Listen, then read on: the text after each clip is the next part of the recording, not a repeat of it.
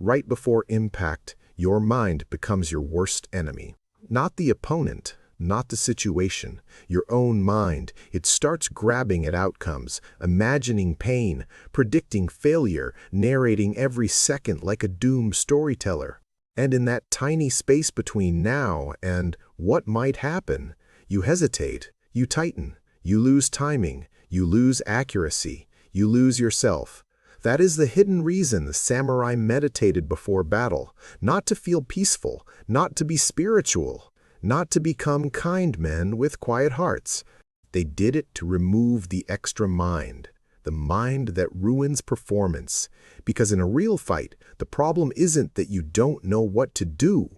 The problem is that you know too much at once, too many thoughts, too many options, too much self-awareness, too much fear dressed up as intelligence. Zen had an influence on samurai culture and Japan's martial traditions, especially because it trained focus, clarity, and a mind that could respond without getting trapped in hesitation. And importantly, not every samurai practiced Zen deeply. Dedicated practitioners were a minority, but the influence mattered because it guided and enhanced existing samurai beliefs and practices. That's the part people miss. Meditation wasn't a hobby. It was a tool, a sharpening stone for the nervous system. Now let's pull the curtain back.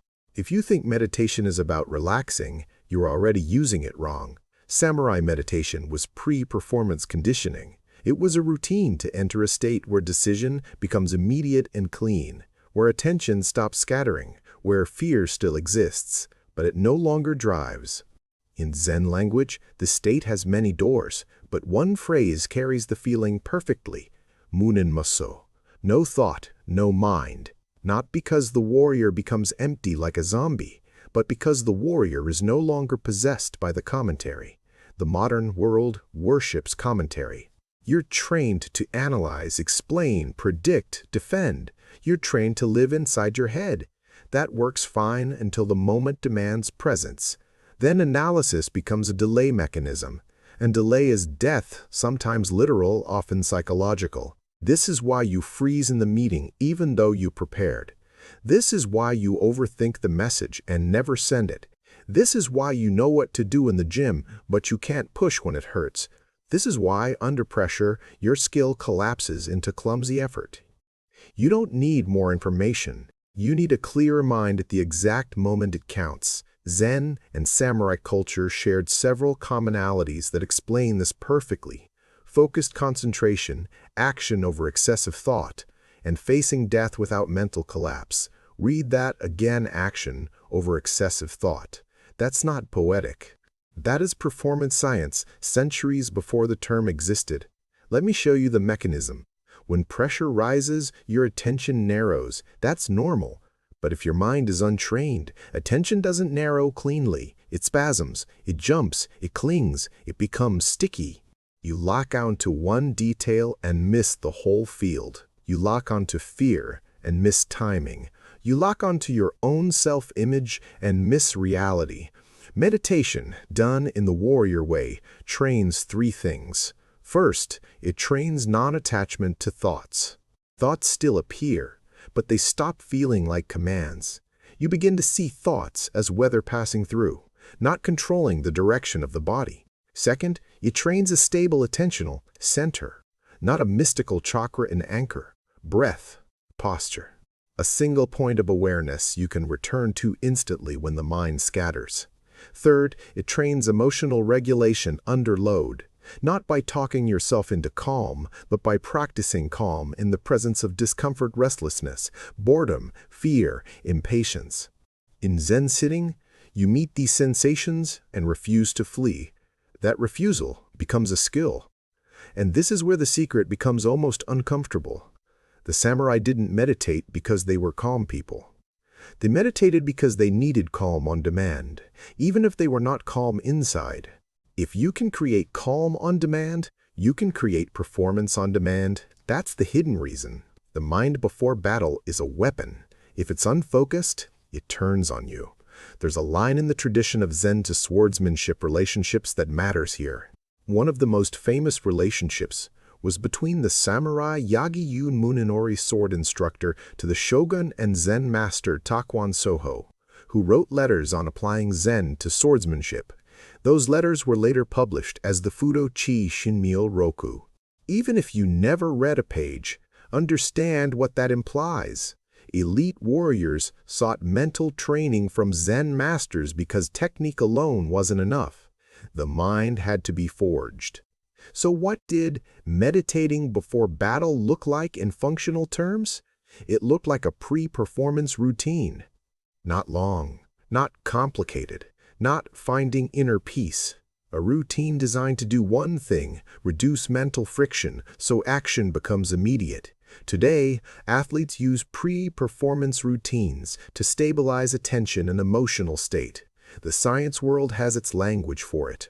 The samurai had theirs. Different era, same human nervous system.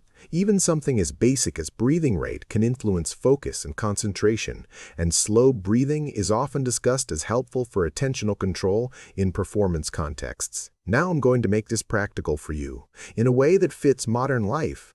Because your battles aren't fought with steel, your battles are fought with attention. The phone is an opponent. The bed is an opponent. Your cravings are opponents. Your avoidance is an opponent. Your fear of judgment is an opponent. And just like a battlefield, the moment you lose your mind, you lose the exchange. Here's the warrior routine you can use before any battle moment. A hard conversation, a meeting, a test, a workout set, a cold call, a performance, anything that scares you. It takes 90 seconds. First, set your stance. Feet grounded, spine tall. The body leads the mind. If your posture is collapsed, your mind will behave like something that needs protection. Stand like someone who can act. Second, breathe low and slow for 6 cycles. Not dramatic, not forced, just controlled. The point isn't oxygen. The point is command. You are reminding your system, I decide the pace. Third, label the mind once, just once. Thinking, or fear, or planning. Short word. Then release it. This is the Zen move. Recognize the thought without wrestling it. Fourth, choose one intention for the next minute, not 10 goals. 1. See clearly. Move first. Stay relaxed. Listen fully. In the Budo Japan discussion, one of the shared samurai Zen themes is focused concentration. You're creating that focus deliberately, right now. Fifth, take action immediately. That's the seal. If you do the routine and then hesitate, you trained hesitation. The routine is meant to end in motion. Now let me tell you a small story, because this is how it actually works in a human life. Imagine a warrior kneeling in silence while armor waits beside him. Outside, there's noise, men shouting, horses, wind. The future is uncertain and violent. If he lets his mind run free, it will create 10 different deaths before the first one is even possible. He will enter the fight already exhausted. So he sits. He feels the fear without feeding it. He feels the urge to imagine outcomes without obeying it. He returns to breath, posture, presence, not for enlightenment, for function. When he stands, he is not fearless. He is unentangled. And that is what you need. Because your mind today is entangled in everything. Notifications, opinions, self-image, over-analysis. You're carrying mental debt into every important moment. Then you wonder why you underperform. Meditation, done correctly, is debt repayment. But you must avoid the mistakes that turn this into another aesthetic hobby. Mistake 1. You meditate to escape life. You sit so you can feel above your problems. That's spiritual avoidance. Samurai meditation was the opposite. It was training to enter life with sharper presence. Mistake 2. You wait for silence to appear. Silence is not something you receive, it's something you practice. Your mind will be loud at first. That's not failure, that's the baseline being revealed. Mistake 3. You make it long and inconsistent. 15 minutes once a week won't build the battlefield mind. Short, daily, and linked to action will. Mistake 4. You separate meditation from strategy. Meditation clears the mind. Strategy tells the mind where to look. Samurai didn't just empty the mind, they cultivated awareness, attention, and decisive action. Action over thought. That's the doctrine. So here's your challenge. 7 days. For the next 7 days, you will do 2 things. Every morning, you will sit for 5 minutes. No music, no guidance. Just posture and breath. Your only job is to notice thoughts and return. Over and over. This is training, not therapy. And every day, before one pressure moment, one use the 90-second warrior routine. Then, act immediately. At the end of 7 days, you won't become a monk.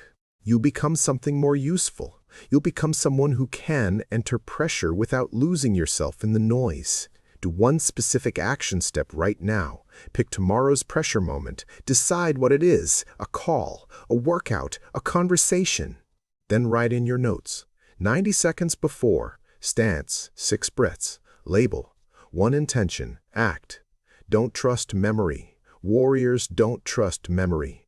And tell me in the comments, what is your most common battlefield today? Fear of failure, fear of judgment, or lack of focus?